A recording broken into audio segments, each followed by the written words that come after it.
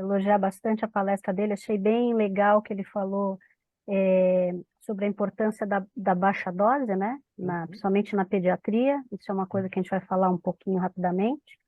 E sobre a pergunta que você fez para ele, eu gostaria de lembrar o pessoal que está assistindo que agora nós estamos em plena campanha, digamos assim, do levantamento de dados sobre nível de dose recomendável, né?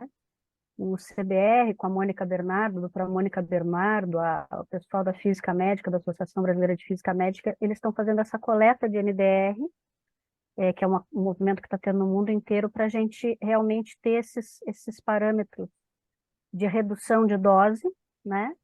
Mas sem prejudicar o diagnóstico. Não é sem prejudicar a imagem, é sem prejudicar o diagnóstico, né? Uhum. O ruído às vezes fica feio, mas o importante para o radiologista é que a gente consiga fazer o diagnóstico. Às vezes o exame não fica tão bonito, mas a gente tem que fazer o diagnóstico, certo? Meu nome é Tiana, né? Como está aí no slide. Eu sou médica radiologista. Eu também tenho especialidade de medicina legal e perícia médica. Então, hoje eu resolvi falar com vocês sobre radiofobia. Todo mundo já deve estar cansado, a gente já está no fim da tarde, mas achei muito interessante as palestras. Realmente, hoje em dia, o que se tem de arcabouço tecnológico é uma coisa bastante vasta, né? Mas eu vou falar de um assunto que eu também acho que é muito importante. Agradeço aí o convite do Rodine mais uma vez, a gente se conheceu na JPR, né? E agradeço aí a oportunidade de estar falando sobre um assunto que é importante, tá? Eu faço parte do mestrado de proteção radiológica lá do Instituto Federal de Santa Catarina, e o meu trabalho é o desenvolvimento de uma ferramenta de registro de exposição radiológica na infância, né? E durante esse trabalho que eu comecei a desenvolver, surgiu um assunto que virou um outro capítulo na minha dissertação, que foi a radiofobia. Porque enquanto eu estava coletando dados, enquanto eu estava entrevistando os profissionais, né, nós entrevistamos médicos radiologistas, médicos pediatras que são prescritores, tecnólogos em radiologia, técnicos em radiologia, físicos médicos, e eu comecei a perceber a importância da gente trabalhar mais esse assunto, proteção radiológica, radiação ionizante, para evitar o que a gente vai conversar na nossa palestra agora, que é a radiofobia. Então, primeira definição, né, de radiofobia, simplificando, seria um medo desproporcional da radiação ionizante, tá? A radiação ionizante, ela tem que ser respeitada, né? A gente sabe que tem os seus efeitos deletérios, mas a radiofobia seria uma reação desproporcional, um medo desproporcional.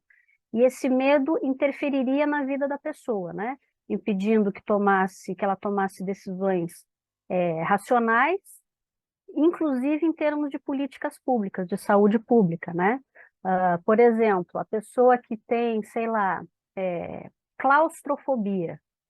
O pessoal fala, eu me sinto mal dentro do elevador, foi tão ruim fazer a ressonância. Você não tem claustrofobia, você tem um medo natural de um ambiente confinado. A pessoa que é realmente claustrofóbica, ela não consegue fazer uma ressonância se não tiver sedada, ela não consegue entrar num elevador. Então, a radiofobia é o medo desproporcional à radiação ionizante. E qual que seria o problema, né, quando a gente fala na radiofobia? Os principais problemas em relação, se você puder voltar um para ficar mais entendível, Rod. Primeiro, em relação à prevenção, né? Como vocês podem ver ali os lacinhos da prevenção de mama, da prevenção do câncer de pulmão, as pessoas começam a ficar com medo dos exames radiodiagnósticos e começam a deixar de fazer seus exames. Por exemplo, um pouco antes da pandemia, não sei se vocês lembram que começou a ser divulgado em alguns programas de televisão, por alguns influencers, e pior, por alguns médicos, né? que a mamografia poderia causar câncer de tireoide. Esse foi um dos maiores desserviços que eu, como radiologista, vi que pudesse ser feito. Você leva anos tentando,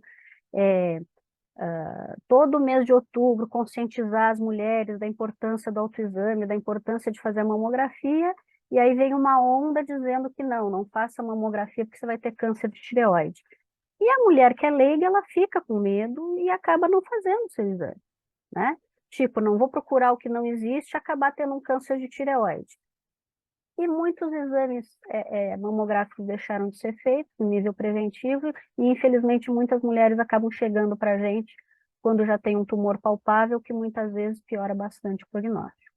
Mesma coisa em relação ao câncer de pulmão. A gente tem alguns protocolos em relação a fumante, de fazer a investigação, e daqui a pouco as pessoas deixam de fazer os seus exames preventivos por um medo desnecessário da radiação. E uma outra coisa importante, os próprios pais, né, começam a não deixar os seus filhos fazerem exames, porque tem radiação, porque tem radiação. Então, se a gente não tomar cuidado, quando eu digo a gente, nós profissionais das técnicas radiológicas, né, da área radiológica, se a gente não tomar cuidado de saber passar a informação na exata medida, a gente pode prejudicar o paciente e as decisões desses pacientes e dos seus responsáveis, né? Por exemplo, uma coisa que me surpreendeu no meu trabalho, a categoria profissional que menos quis responder, que menos se expôs nas respostas dos questionários que eu coloquei, foram os técnicos e tecnólogos de radiologia, que não pode acontecer, né? São esses profissionais justamente que estão na linha de frente, como a gente diz, esses são os que mais têm que saber, né? Pela natureza da formação, são os físicos médicos, né? Os médicos radiologistas, até pouco tempo atrás, o que mais reprovava na prova de título de especialista era a parte de física médica que envolve proteção radiológica. Mas os técnicos e tecnólogos em radiologia são os profissionais que têm que ser os detentores dessa informação, têm que ter segurança dessa informação, porque vocês é que estão com o paciente na frente de vocês.